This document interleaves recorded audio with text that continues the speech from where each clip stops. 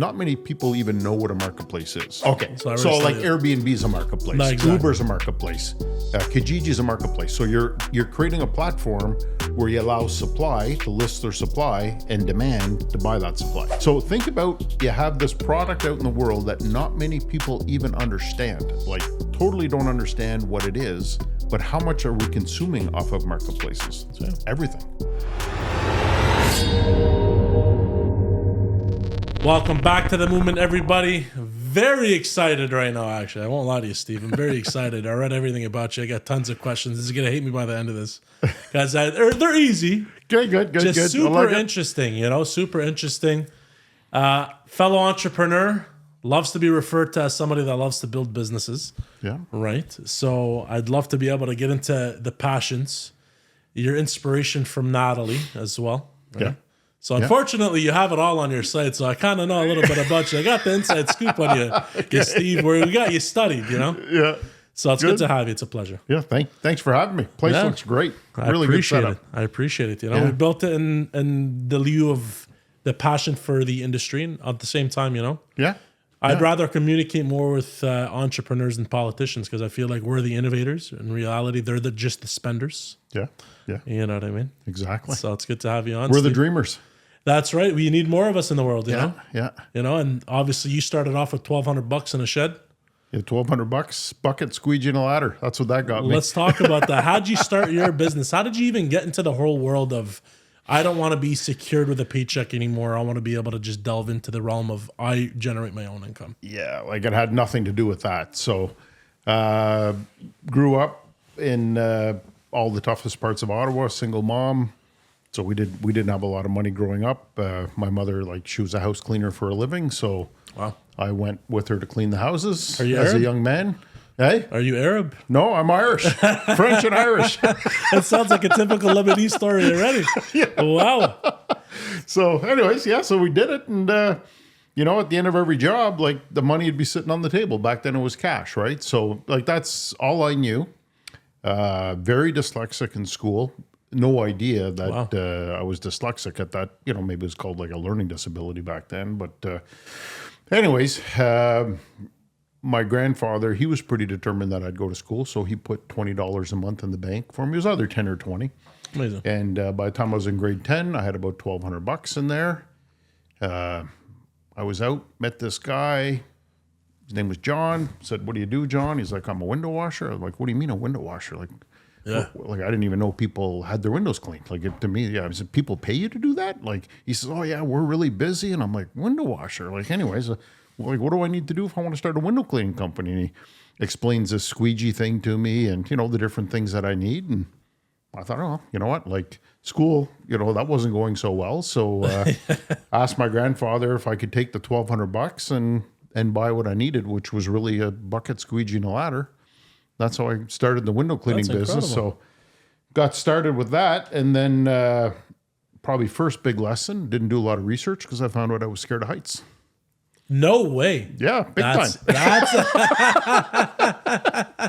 yeah. I don't think most people know that until they experience the height themselves. Why would I know? You know what I mean? I started off as a roofer, so I've seen tons of guys like you. Yeah. It's you're up there. You're like, fuck, this does not feel good. So the climbing of the ladder feeling, actually, a lot of people are terrified. Yeah. When you get to the middle of the ladder and you start getting that bounce. Well, we used to have 60-foot ladders.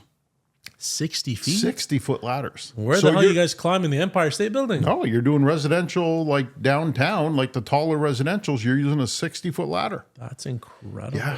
And then the first time I got on a bosun chair, you have to swing down from the top. It's a little chair that hangs from the top of the building. Yeah. And my buddy and I, this is our first commercial window cleaning job. And I already know I'm scared of heights. So we're inching our way to the edge of this building. And you have to climb over the edge of the building and get onto the chair. And we're like, this makes no sense. This is what the people we had rented it from told us we had to do. And it was a block and tackle. So we said, screw that. He started at the bottom and I would just pull him up till he got to the top and then guide him down. That's how scared we were of heights. Irish has some good forearms. Yeah, and that was a 3-story building.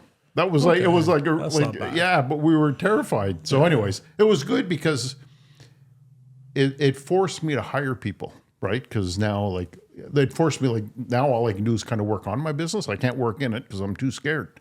So like that was a really good thing that I was scared of heights. That's a blessing, by the way. Yeah. Worked out pretty good.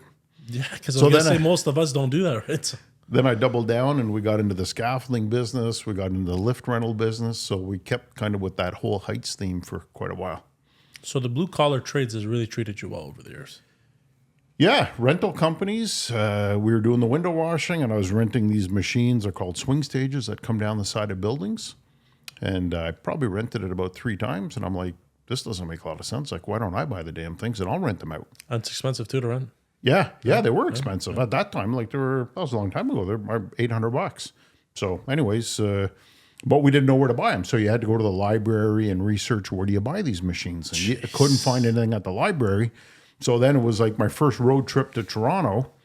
And we're driving around Toronto just looking up in the air for these swing stages so that we can wait till they get to the ground so we can read who the manufacturer is and then phone them. You're incredible. So I found a company in Seattle. They were called Spider. And we became a dealer for them. So that got us in the swing stage rental business. That's incredible. Yeah. I wonder what technology has done for you then.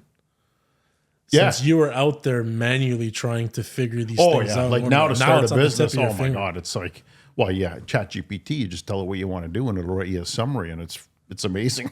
I wonder if you had that in the beginning of your time, where you'd be even further at this point. You know what? I think all that was actually good because like I'm developing relationships. I'm learning more about I don't know. I don't know. But you know, if I had to go back in time, like would I want it like it is today?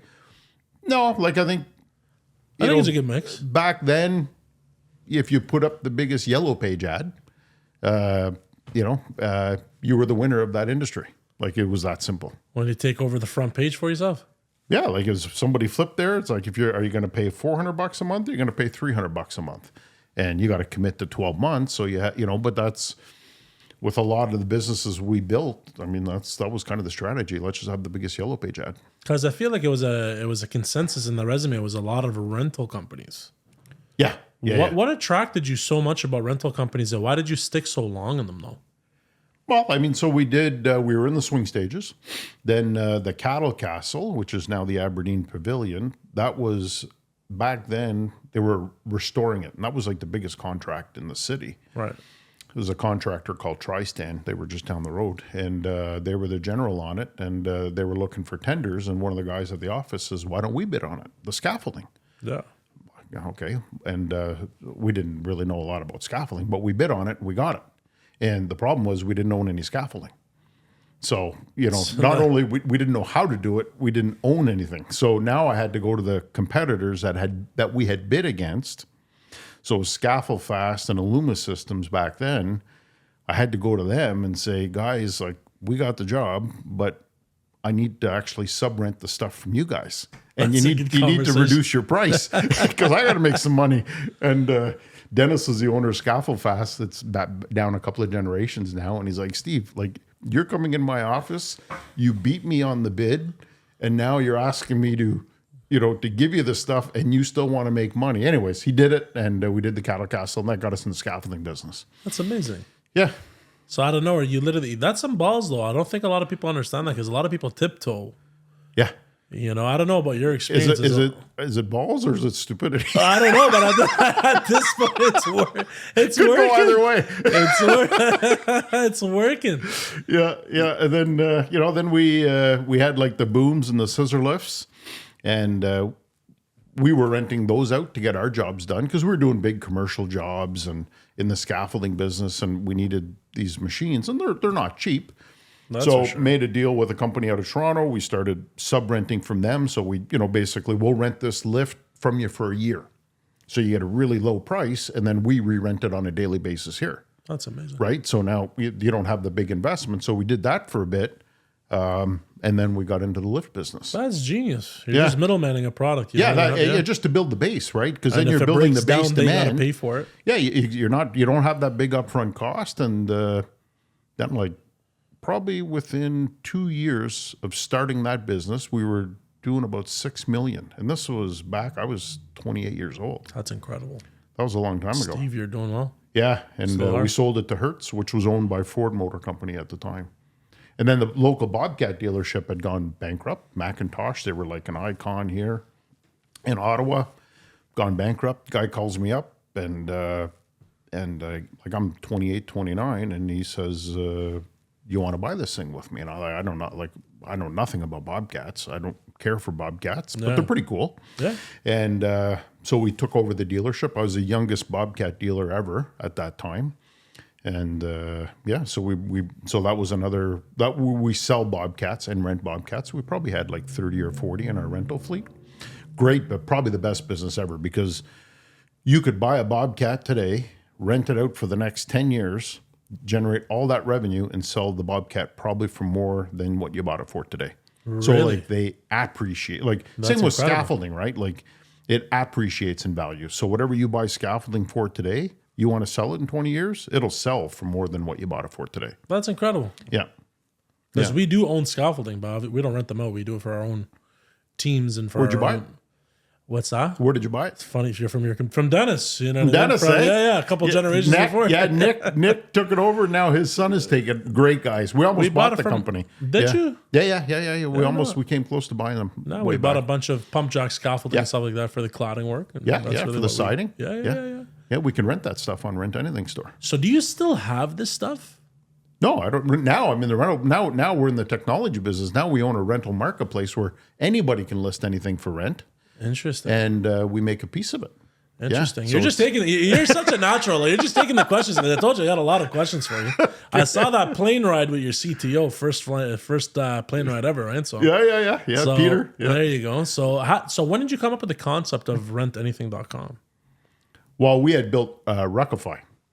So I don't know if you heard. I'm familiar with Ruckify. by Yeah. the So Ruckify was, let's just say 5 years ago, we had built a tech company, and I understood tech, and I started thinking, man, like, and I love rentals. We still own Cody Party Rentals, and you know, I'm thinking like, there's got to be a way to democratize this, like, let everybody rent their stuff.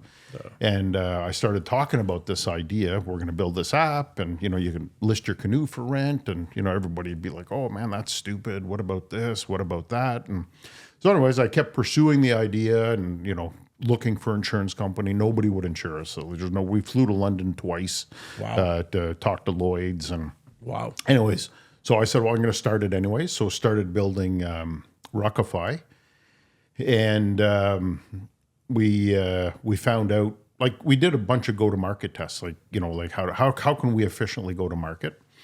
The biggest problem we had going to market through the tests was changing consumer behavior. So I had to kind of get you to think about renting a canoe out from a stranger before you bought it, and if you bought it, maybe thinking about making money with it after, right? So changing consumer behavior can be really expensive. So I thought there's two ways I can do that. One is I can raise a whole bunch of money, which is really hard to do for an Ottawa-based company, and do a lot of marketing.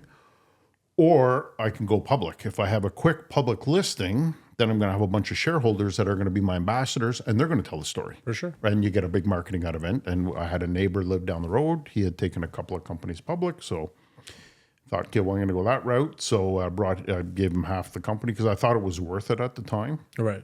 And anyways, we continued building it, built it up to, I think we had like 100,000 users, 300,000 items across. Like it was the That's biggest. incredible, yeah. Yeah, it was huge. And That's incredible. anyways, partnership issues and stuff. And I ended up leaving the company. It ended up kind of getting rolled in with another company in the UK and sold for $43 million. That's incredible. And When you say partnership issues, obviously it's up to you if you want to talk about it or not. But what I love doing is whenever we talk about partnerships, I love to speak on the issues because I think nowadays, especially for young startups, yeah, I have a lot of gentlemen that come up to me. It's funny, I do some coaching. I don't get paid for it. It's because just passion, really. yeah, And automatically, they always have a friend that wants to do a partnership with them, but they don't understand the concept of partnerships. And I swear to God, every single time they've done it, majority of the time, I've always seen these guys split ways in the worst of shapes. yeah. So, what issues were you running into? I mean, I've Partnerships and what- had a ton of partnerships like over my career. For sure. Some were the best thing ever, and some were just really bad. And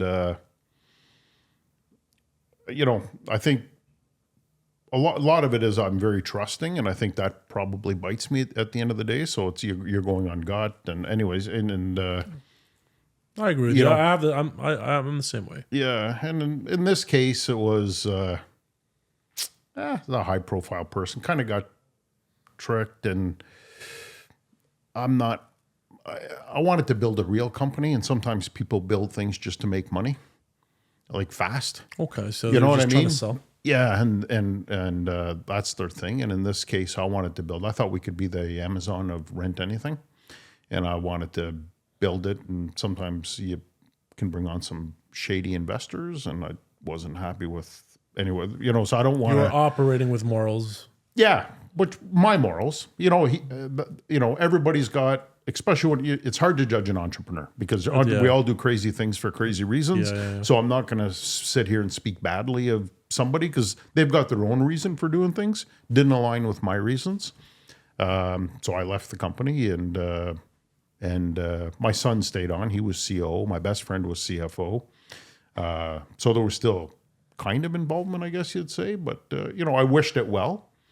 And the issue was he wanted to buy our competitor out of the UK, and he offered it was $15 million, I think, to buy them.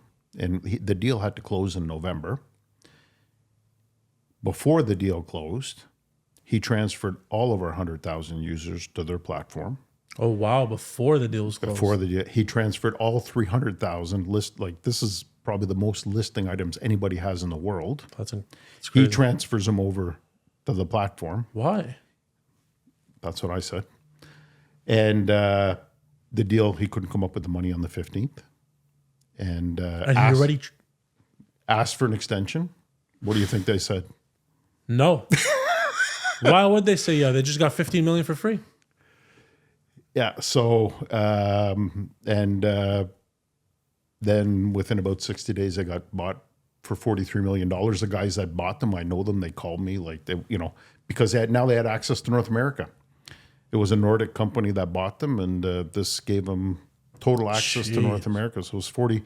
And what was too bad was we had a lot of great shareholders, a lot of great investors, and they saw nothing. Right? Out of all that value we created. Yeah. Yeah. So they got nothing back, eh? Yeah. So, but again, just going back to an entrepreneur doing something, I say, why did you do that? Like, I'm not in those shoes. Maybe the money he was super, I wouldn't do that, but, so, yeah. So, I mean, we had built a great company. It was just like marketplaces are super hard to build. Yeah. And we were just like getting really good traction. Like it was really starting to move. So, well, I found that an interesting concept when you guys went, because like I said, I was familiar with Ruckify. I was in Costa Rica. I had a Ruckify hat on. I had three just strangers come up to me and say, Ruckify. Really? Yeah. Like totally. It's an amazing feeling, eh? Yeah. It was a great feeling. It was an awesome feeling. Yeah. Somebody had Tremblant. Anyways, like it was just so I get probably at least once a week still, I get somebody messaging me about Ruckify, Wow. So, yeah. So when you really had high hopes for that business. You really wanted to do something great with that. Eh? Yeah. And we're going to do something great with the Rent Anything store because now we learned a lot. But what I did is after I left and it closed down. So Ruckify's closing. I get a whole bunch of people messaging me, Steve, can we buy it? Can we be partners with you? I'm like, There's nothing. Like, what are you going to buy? It's like, there's no point. Right. So then I knew I wanted to rebuild it, but I knew I wanted to do it really, really well. So I said, how do you do that? So we had learned a lot building the technology. That's right.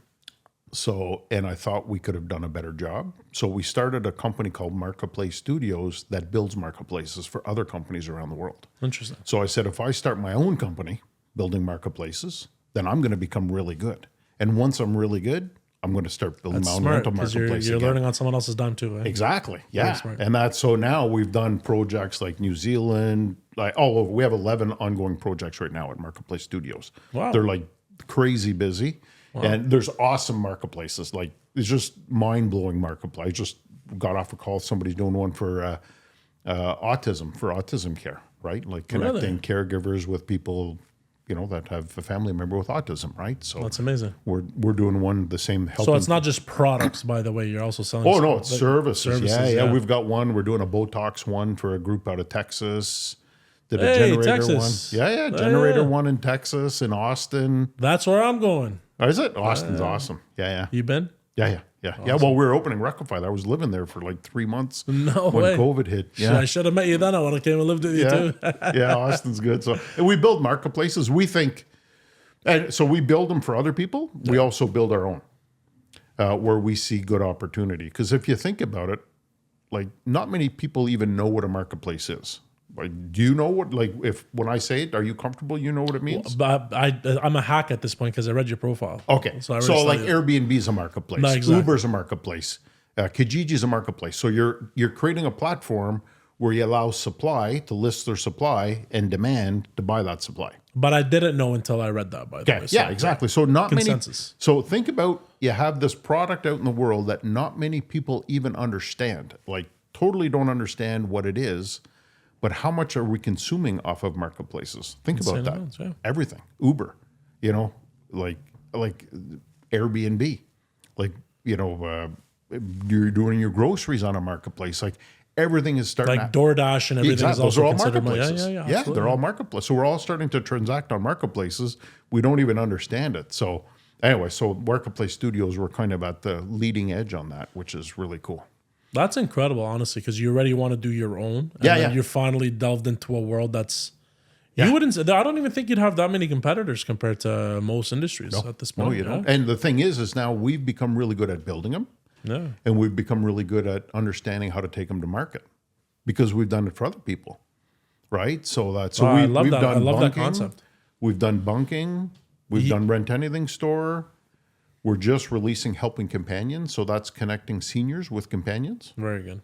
We're looking Everyone at doing. needs some love in their life, yeah. We're doing pet sitting one. I think we're looking for the right partner to do one with, and one to connect musicians with people who want to book musicians. How difficult does it get for in liabilities in terms of for you guys for the pets and the seniors for the connections?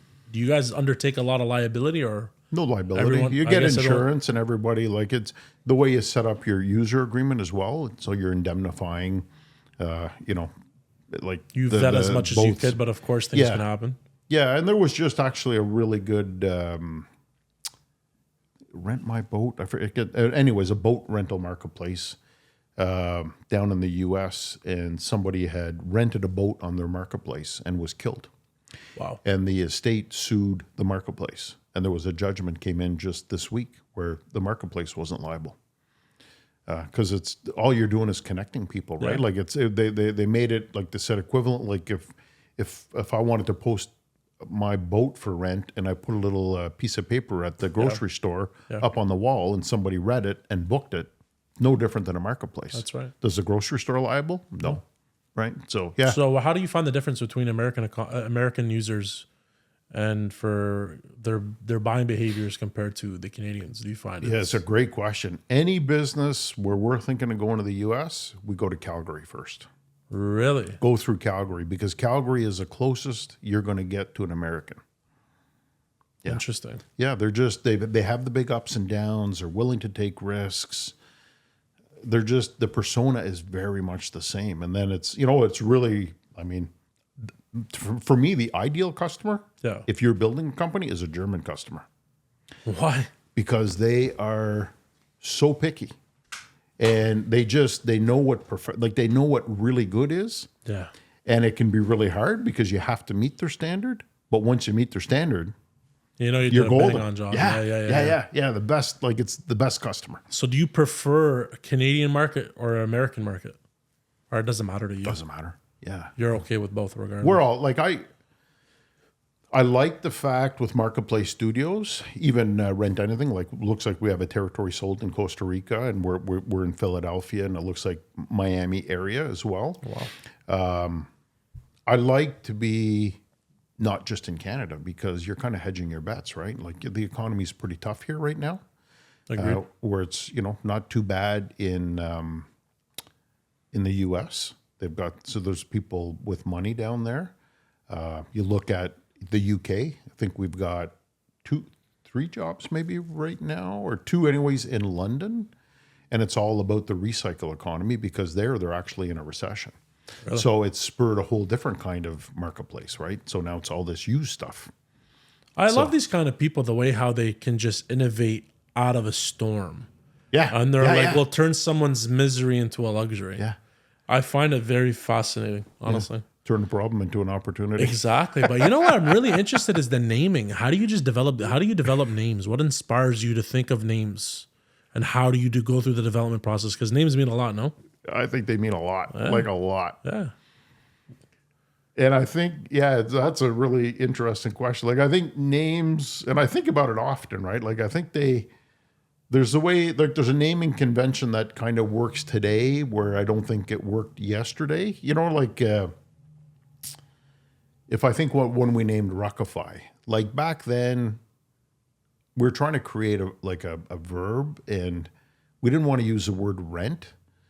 So we wanted to create a category, and we actually had to put $1 in a jar or whatever, you know, if you use the word rent.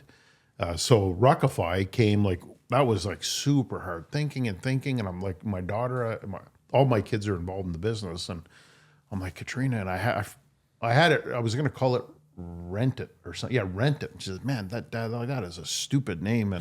And I'm like, why? And she said, well, you know, you're competing with all these other words. And so, well, you come up with something better. And then she goes to the basement and comes up with Ruck. And I kind of thought, well, that's kind of neat because it leaves an impression because you change the R to an F. Like it just kind of, you know, but well, you know, then we had Shopify was really hot. So I said, well, let's add the FI. So, well, Ruckify. So that's how we came up with Ruckify. Interesting. Like, it was my daughter, Bunking. So Ruck and yeah, and Shopify. then just added the FI. But now, so that was then. So that's when an industry was we were creating an industry then. Like, you know, like then to rent your neighbor's canoe sounded stupid. Now you can go on Kijiji and everybody's renting everything, right? But, yeah, exactly. you know, so now that whole argument that my daughter had for like, how stupid is it to call it Rent It? Now we have a company called Rent Anything Store. But now you have a more mature market. So I think it's important to be just more direct. Like nobody has to say, what do you do? That makes sense because at this point they've been massaged and yeah, pushed to like that it's way. already like you can't own the category anymore. Like it's been created. There's a ton of competitors. You can't create a verb like Kleenex or Xerox. Like, you know, like it just, that doesn't feel as possible as it did when, you know, people would say, well, I want to Ruckify it. They weren't saying I want to rent it. They were saying I want to Ruckify it. I just thought that window had passed. So it was an interesting name, to be very honest. I felt like it has its own branding. yeah, exactly. Like you just said, I want to Ruckify it, right? Yeah, So like it's its own stamp of approval. So Rent Anything Store, totally opposite of that argument. But I think it works. So we don't have to spend any marketing telling people what we do, and you know, so when it comes to partnerships, what's your advice since you've been in so many? How to look for the right partnership and what your role should be and how you should do these things? I think, first of all, 50-50 partnerships don't work. I always wanted to do them because I just thought it's kind of a fair way to be. Yeah. But I think there has to be a clear, things can't work through consensus forever. And I just think there's got to be somebody that owns 51 plus, like a clear Driver. decider, and trying to be. The problem is, it's like you're dating, right? In the beginning, so everybody's excited, everybody's showing the best of themselves. Like nobody's ill-intended. Like I don't think anybody was ill-intended at Ruckify, you know, with my partner. Yeah. You know, but things just life changes, things change, and you just have to try to think about what are all the problems and. Or what are all the problems that can come up? What are all the responsibilities? Like write them down and try to talk through how you're going to deal with that. So over communication. Yeah. But I think one clear leader. Like I just think it's hard for me anyways. Like that's just my opinion. Maybe some people operate well. To be honest, I hear this all the time. Yeah. Remember I said friends that come up 50-50s. Yeah. The 50-50 things are the toughest. Yeah, insane. You know, I think. When spouses get involved, that gets tough too. So kind of having boundaries around that. You know, 'cause So families and if just spouses or families across the board?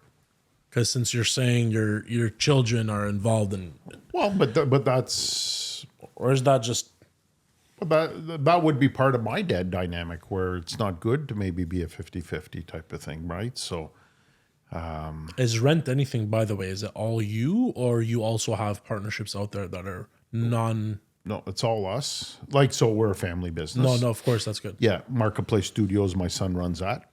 They build it. My other son is actually COO of it. Okay. So he's building it. He was a COO at Ruckify. Right. He's building it. We sell territories. How many kids do you have, by the way? Well, 5 kids, 1 passed away. No way. May you rest Yeah, in so peace. forth. Thank you. Yeah. Do you mind if I ask how? Drugs, 2013. Yeah. Do you do anything in terms of? I'm sorry to hear that, man. To be No, very thank honest you. with you, is there things that you? Because obviously at this point you must be a very big advocate for people. Mm-hmm. Is there things that you do in terms of trying to help with people? Yeah, we With- did a lot. You know, Or even police initiatives or stuff like that. yeah, Speak like to the youth. I'd say it took us about a year, maybe 2 years to happen in 2013. Took us 2 years to really kind of get involved in the whole drug epidemic thing, and you know, we had big galas with Tony and Sharon. They had the Kaleidoscope of Hope, so you know they allowed us to kind of work with them, and we had some big galas. I was asked to chair a drug testing challenge for Health Canada. It was the first time ever they were going to award $1 million to any company, but one that could find the best drug test or build the best drug testing technology to find fentanyl in the drug supply. So I chaired that. That was a really good experience and you know, awesome. very, very rewarding. And but like today, I'm just I can't. It's very, very hard to go back there. So I've taken a couple of years off. Is that because of emotions or business or emotions. both? Yeah, I can Totally. I couldn't imagine being in totally, your shoes. To be very honest with you, too hard. my heart goes out to you, Steve. Yeah, yeah. So I'll get back at it for sure. How did that? Can I know it's a personal thing, but I couldn't. I couldn't fathom being in your shoes. I'm a new dad myself now. Congrats. Thank you. I have a 3-year-old and a 5-month-old. That sounds like busy. Yeah. I couldn't imagine being in your shoes. My heart honestly really breaks for you, Steve. Honestly, may you rest in peace, man. Like Thank you. because you know I go home and the first thing they say, I'm Lebanese, right? So it's Arabic for us. So it's Baba, you know, and all they want to do is be with Baba. But how did that propel you to do different things after your like? Because everyone could they go through the grief, and a lot of people can either just give in to the grief. What did you do instead to be able to be like, you know what? Well, when it happened, so it was on my birthday, and we had 3 companies on the go. So we had Monster Halloween. So we did these temporary Halloween stores. We had 26 of them across Canada. So this is happening in June, end of June. Yeah. So those are opening up pretty soon. We had Cody Mobile, which we had just launched. So mobile auto detailing, window cleaning, and it was going really well. It was a franchise business, and it was really starting to take off. And we had Cody Party Rentals. I think we had like maybe 9 or 11 franchisees across Canada. So we're setting up, you know, different franchisees across Canada. And anyway, so that happened. And for me, it was like I could only get out of bed really for a year and a half to either go for a long walk or have a hot shower. So so when that happens, when you're an entrepreneur, all those balls start to fall.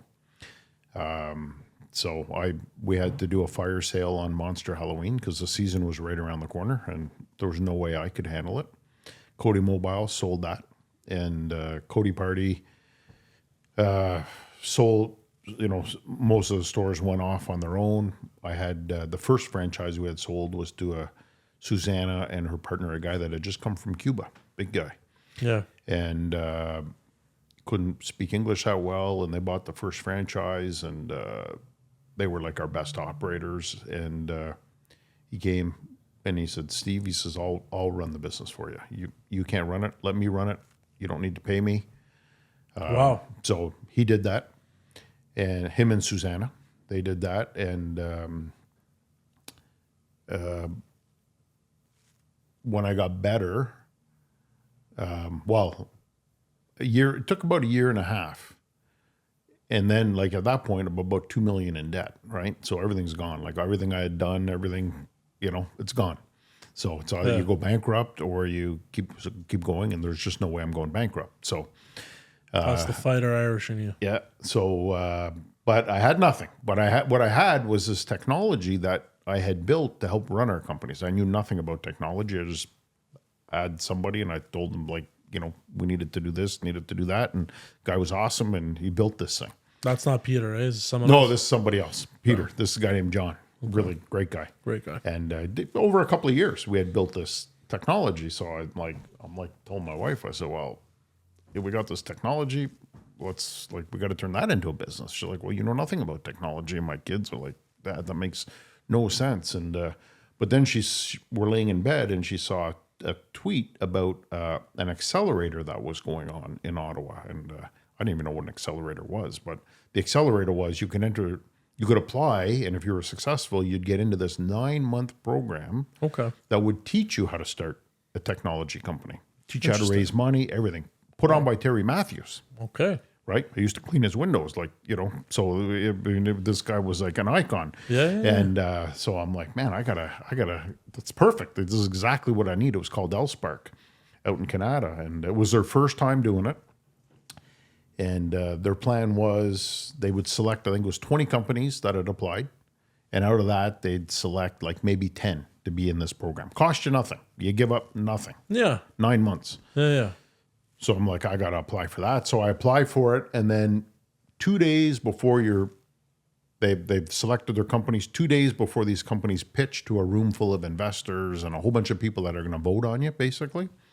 The guy emails me back at night, and he says, thanks for submitting your application, but, maybe try again next time. Okay. I'm like, okay. So what does like a Irish Frenchman do at that point? So I emailed him back, and I said, the guy's name was Marco. I said, Marco, I think you made a mistake. Can I come and see you tomorrow? And so now, like, it's tomorrow and the day after the presentation. And I need this big time, right? So I head out to Canada, and I get out of my car, and I look at my phone, and this guy, Marco, he's canceled the meeting. Something else came up. So I'm like, okay. So I look him up on LinkedIn. I find his picture, and then I go into the building, and I start looking for him. Wow. And I see him. I say, hey, Marco. And he looks at me, and I said, it's Steve. We have a meeting. And, oh, yeah, I had to cancel. I said, no problem, but can I talk to you for a little bit? And so we sit down and we talk, and I'm explaining what we built and stuff. And he's, oh, let me check. Maybe we had a cancellation. And he comes back, and he says, yeah, we can get you in. We can get you in tomorrow. I said, okay, well, what do I need to do tomorrow? I don't even really understand what this is. He said, well, you got to have a PowerPoint presentation, and you got to present to this group for 20 minutes. I'm like, okay, well, I got a couple of problems. Number one is I've never presented to anybody in my life. And number two, I have no idea how to do a PowerPoint presentation. Right. I've never done that in my life. So he said, no problem. We'll get you a mentor. They get this guy named Laurie. You were telling him that at the time? I told him. I said, honesty sometimes works. Eh? Yeah. Well, it's like, I got a problem. So they get this guy in, Laurie. He does a PowerPoint presentation, and we practice the pitch. And anyway, so the next day they let me pitch at the end so I could keep practicing. And I'm the last guy, and everybody's really tired when you go into the room. Like, they just want this day to be over with. And, how'd that pitch go, though? Well, first thing I said, just so you guys know, I know nothing about technology, but I can sell. And apparently, a good start of a pitch. Yeah, and then I did my pitch, and I didn't know what to think. And went home, got ordered Chinese food, and got a phone call, and they said, "Congratulations, you got in." And there was only 2 companies picked, us and another company that year. So that's how I got. Yeah, then we raised, I think it was $10 million, and so that's how we started the Better Software Company. That was incredible. Yeah. That's a great story. I hope people are getting the pointers that he still went after it, even after he got told no, and then actually took the initiative. And no idea what he was doing. That's incredible. Yeah. You're an icon, Steve, at this point. I think you give it too much credit outside the room. We got to bring it here. Yeah. So anyway, that's what got us into tech, and then we became partners with Ariel and Susanna on Cody Party. Right. We did that for about a year and a half. So they were still operating it very well at that time. Yeah. They did great, and we became partners. They kept running it because now I'm building better software. All my time's there. And, about a year and a half in, they said, we want to have our own business. We don't, we want to build our own thing. So they became a competitor. They started Fiesta Party Rentals. And so they're competitor to Cody Party. And during COVID, all our party businesses were dead, and I was able to rehire Ariel at Ruckify because now they were in trouble. Yeah. So I was able to pay it back, and they're the ones who bought our Ottawa territory for the Rent Anything store. Really? That's incredible. So it's kind of a neat journey, you go from, it just shows you. Don't burn bridges? Well, you talk about partnerships. That's a good partnership. Like, it's a total give and take. He gives me all the credit in the world for giving him the opportunity coming here from Cuba. I mean, he's in Florida. He's got a house in Florida, doing super well. That's incredible. Right? Yeah. But he helped me, and then I helped him. And anyway, so it's like, and I shouldn't say it's them, right? It was a team, and there was a couple team. Yeah. So you never burn bridges, eh? Oh, well, I mean, you burn bridges. You have to burn bridges. At some point in life, but I don't carry grudges, and I think I learned that back in the scaffolding business. We did a big scaffolding job in Orleans. Guy was just like $300,000, and we got to lien the thing, and we got to go to arbitration. And his name was Daryl. I won't say the company, but they still exist? I'm not sure. Not sure, but this guy's the devil. He owes us all this money, and we're fighting, and we get to arbitration, and the arbitrator rules totally in our favor. You walk out, feels good, but then the guy there, you know what? Then we became buddies. Like, it was not. Really? He didn't hold a grudge. He had to pay the $300,000. He says, "Steve, I'll have the check for you whenever." Like, money, exactly as the arbitrator said, and we're totally fine. He rented from us after that, and I'm like, that was kind of a good way to end that. You know what I mean? Like, it was a game. He tried. Didn't work out for him, but he was good about it. Not a sore loser. And I don't know. To me, that was a bit of a lesson. So, that's a very interesting lesson, because you know what? We've gone through it ourselves. I won't lie to you. I never walked away friends with them. You know what I mean? Because I was like you, too trusting. Yeah. We were going to sit at the table. We're going to do business. I'm a firm believer that business has to be two ways. Yeah. So I can't even take a deal, even if I'm the one that's just incredibly beneficial. I feel like it's a two-way street. We both have to benefit on this. And that's the relationship I want to build. And that was the name I wanted to build myself. And then that's incredible that you're able to walk away, because I feel like, you know what, if the whole thing was a plot so you can kind of stab me in the back so you can take more, and then, I just always found that very interesting. Yeah, you got to walk in their shoes. Like, we have our own versions in our own minds. They've got their versions in their minds, it's... The human brain is a weird thing, right? Like, you can justify a lot to be right for yourself, and maybe you're not, So I think you need to, that kind of tempers it. So I can't think of many people in my life that I wouldn't talk to, at least shake hands with, or whatever. Have you at least had one partnership that just went right down the drain, and it was just really bad? The breakup, I guess you want to call it.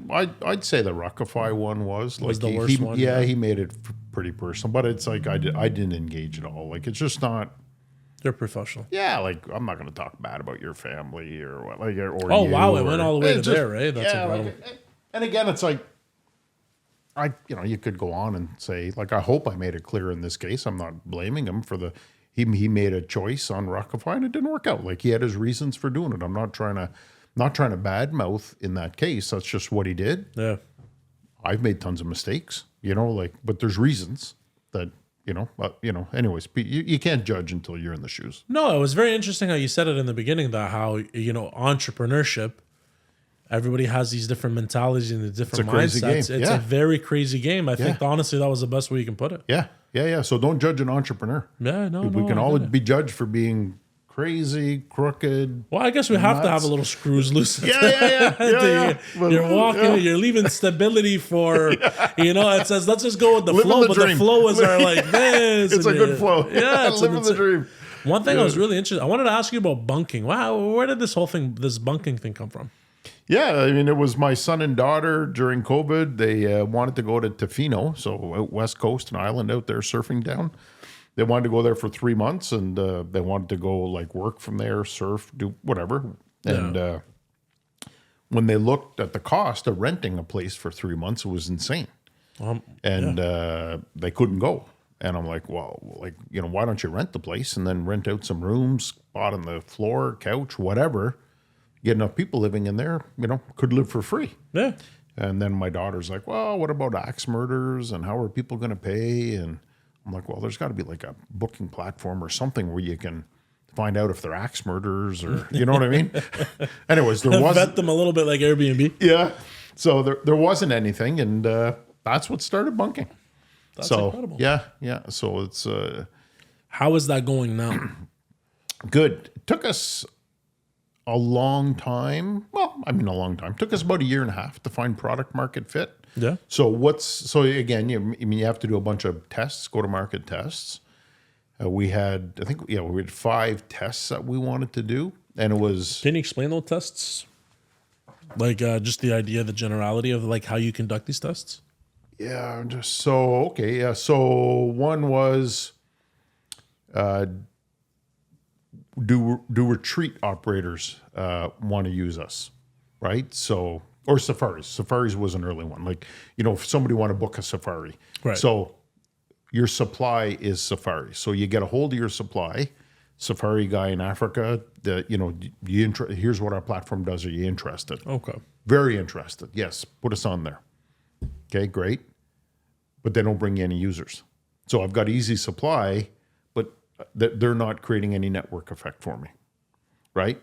I can go to a retreat operator, which is another test. So retreat operator, do you want to come on? Here's all the tools we have. Yes, they want to come on. The percentages were like 40% of them wanted to come on, where it was like 90% on the safaris, because that's just a channel to market for them. That's all that is. For the retreat person, it's a bit of a tool, and they've got a community they can market the retreat to. So you had a little bit of network effect, so that brings your user acquisition cost down. So that was another test. So they were pretty good. Then another test was, let's do micro retreats with local influencers. Like if you wanted to do one, awesome. Because now what you're doing is you're eliminating the biggest barrier, which is time, right? So the further my trip is out, the further away it is, the longer it is, the less likely people can book, right? Because you're just narrowing your commitment. But when you're doing local retreats with a local like influencer, we could call them, like you want to teach a course, you want to teach real estate, you want to teach business coaching, it's a 3-day retreat, local, 2 nights. So you can book an Airbnb, holds 8 to 12 people. We help with the marketing. So you're basically doing brand building at the same time. Right. And they're pretty easy to fill because people use their own networks to fill them. Right. And then Makes people sense. who come to the retreats, they say, hey, geez, I think I want to do this too. Right. So the people who do them want to do them again. And people who go to them also want to do them. So I give you a lot. So there's a lot of repeats there. It's network. What's network effect? Of course. It's network effect. So we're not paying for users, right? Incredible. So yeah. So anyways, that's like with Ruckify. One was like we had a couple of crews went into universities. Look at like what's the value prop, and with colleges and universities in Ottawa, and we would either buy them a free coffee. We'd give them, I think it was $10 or 10 ruck bucks or something like that, or we would plant a tree on their behalf. Which one did the best? It was all trees. Really? Yeah. So that told us, the environment, like the benefits of renting are, what you can do for the environment. So that became the value prop. Who's the one that generally comes up with these ideas to go to market test? Is it you or is it just a team and then you approve? Only asking so we can give some context to the newbies that want to come out here and join the ranks. I think it's a bit of an evolving thing, and I think it would come from multiple people on the team, right? Like we do like design thinking, so there's a process we'll do when we're creating a company, and that'll raise questions, and it's just kind of. Like with Bunking, it was like, what are our key paths to market? What are they? we could sell safaris. Like you could do that. You could go to retreats. There was a room, like we could maybe get roommates, right? Like bunk in a house, like sell rooms. That was a big idea we thought would work out well, but user acquisition was way too high. And once somebody rents a room, they're there for a year. So they're not like, they're not reusing your app. That's right. So, anyway, so it's just kind of coming up with these kind of key ways to market and then test them. And then realistic. So one of my last questions for you is when it comes down to spouses, because of course we want to say that at least Natalie played a big role in your life. What role did she play in terms of for an entrepreneur? How can we look at this in like a perfect way to be able to pick the right spouse so that we can excel in our business and what they've contributed to? Yeah, well, support. I'm super lucky. Natalie and I, we met each other and like we were 15 years old. So, so we kind of grew up. I wouldn't say like it was a choice. It was just a lifestyle. And she's like wickedly smart. So like able to kind of see things like I wouldn't see at all. So like amazing, very, very, very supportive, very, very involved, like in almost everything we've done. She's hands on these projects? Not so much anymore. She does helping companions. Okay. Yeah, because we got that idea from like my mother, which was really sick, and she started spending a lot of time with my mother, and we saw the health benefits. And we said like... So she's out there for a higher purpose at this point. She's just doing this because it's more purposeful for her? Yeah, exactly. And she like, it's not, it's about like delivering real purpose. A lot of lonely people in the world, so... but we, when I think about spouses, I think back to when we did franchising and, the people that didn't have spouses like that were 100% in. Yeah. Like kind of doomed. Really, really tough. Yeah. Really tough on I can't think of any of them surviving or thriving. Like, I just think it was, because then they're like being questioned all the time, or there's just not full support. Like it's super, super hard to be an entrepreneur. It really is. Like you may not be working, but you're thinking, right? You're dreaming. Like it's, so yeah. That's a very good point, actually. You know what? That's very interesting that you said that. Like, as you learned it from franchisees, and I'm seeing it from guys that are telling me they're always having these issues where he's always being doubted and questioned, and it's not an easy road, and patience, and why do you just get a job and stop doing this shit? That's like the... And I think a lot of it, it's not like the spouse that's not supportive. I think it's just they don't understand it, and nobody's really explained it to them. And I think if they could take the time to really learn and understand, I think they'd be a lot more supportive. Like they're just scared of the unknown. Like who's not, right? So that's the fearful part, right? Yeah, and that was the other side of it. Like it just. It's crazy that you said that, because my favorite things are old Arabic proverbs. There's just so much wisdom, and one of my favorite Arab proverbs, translation-wise, it says, "You can never cross the ocean until you have the courage to lose sight of the shore." Yeah. Right. Yeah. So that's because you get to the unknown now. That's a really good one. Yeah. So, yeah. So anyways, that's with spouses. Yeah. Like there should be maybe a course out there where a spouse could take and learn entrepreneurship. And, there's some entrepreneurs. Cody coaching. Yeah. We have raw entrepreneurship. We're looking at possibly doing some of that stuff, like to give back. But anyways, that I would be interested in for sure. Yeah. So it's final question for me, Steve, because I know you're a busy guy. Franchisees, how did you start off into this realm of doing franchises? How did you like it, and what would you recommend with franchises? Yeah, I'm probably the worst guy to like to ask that too, because I don't like franchising.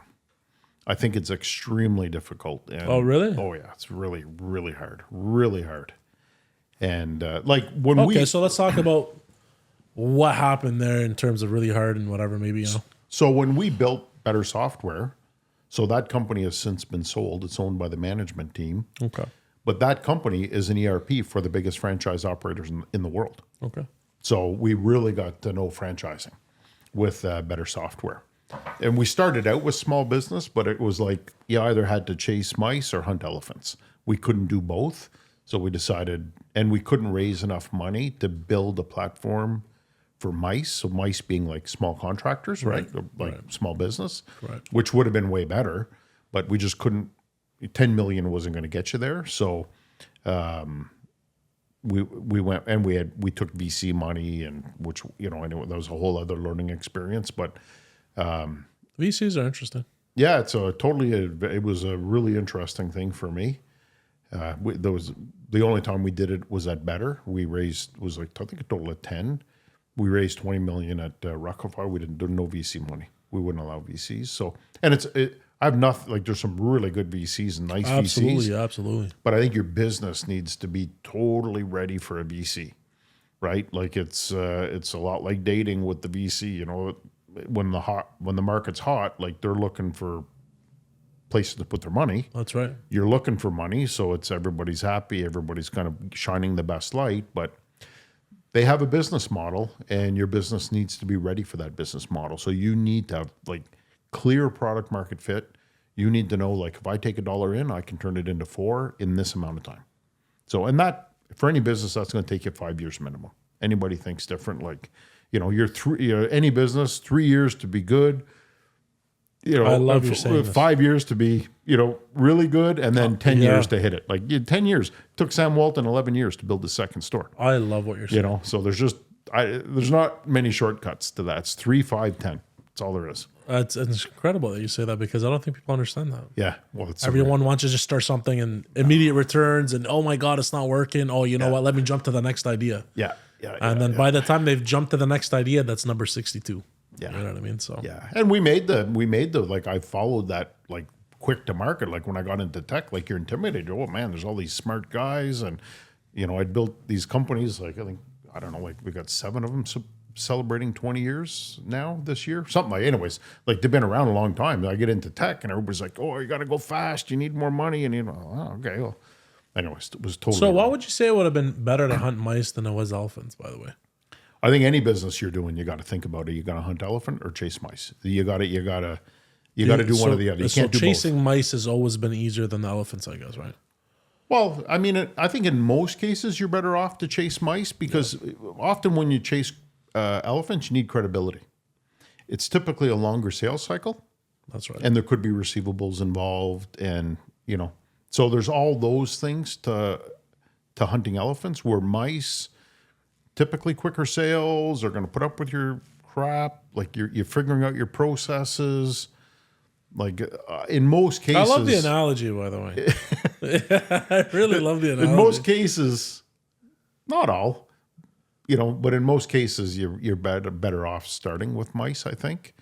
And then, rent anything. We're starting with mice. Like you guys heard it here first. It's you're either gonna hunt elephants or you're gonna chase mice. That's a Steve Cody line. You gotta give him.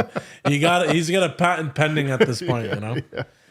Yeah. Steve, listen, it was such a pleasure. Hey, thank you. It was great talking to you. I would love to have you back on if you're willing to come back on. And honestly, if you're trying to do something with entrepreneurs and stuff like that, if that's one of the, coaching or anything, I would love to be able to be a part of that. Awesome. Okay. Awesome. Well, great questions. Thank you very much. No, I appreciate having you here. If you guys like what you saw, like, share, and subscribe. Go follow his channel as well. We're going to put his links in the description, and we'll see you next time.